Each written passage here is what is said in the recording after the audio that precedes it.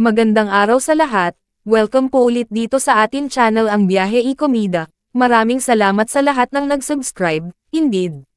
Punta tayo sa atin topic, May 13, 2025.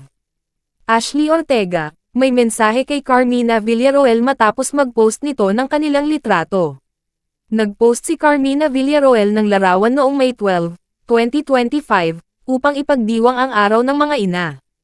Makikita na kasama si Zoren, ang kanilang anak na si Mavi Legaspi, kasama ang kanyang kasintahan na si Ashley Ortega. Ang larawan ay kuha sa isang pagtitipon ng pamilya. Lahat ay mukhang masaya at magkasama. Nabanggit sa caption ni Carmina na ito ang kanyang unang araw ng Mother's Day nang wala si Cassie.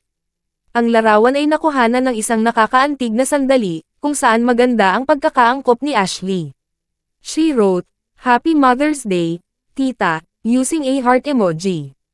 Ipinakita nito ang kanyang paggalang kay Carmina, na tinawag siyang tita, isang karaniwang terminong Filipino para sa isang babae na mas matanda o kagalang-galang.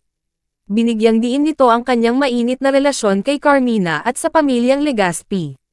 Gayun din, sumagot si Carmina sa komento ni Ashley na, "At Ashley Ortega, thank you again dear."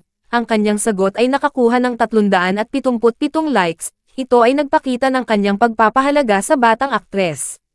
Ang palitan ay tila isang mapagmahal na pag-uusap sa pagitan nila. Nakita ng mga tagahanga ito bilang isang tanda kung gaano siya kahusay na tinatanggap sa pamilya.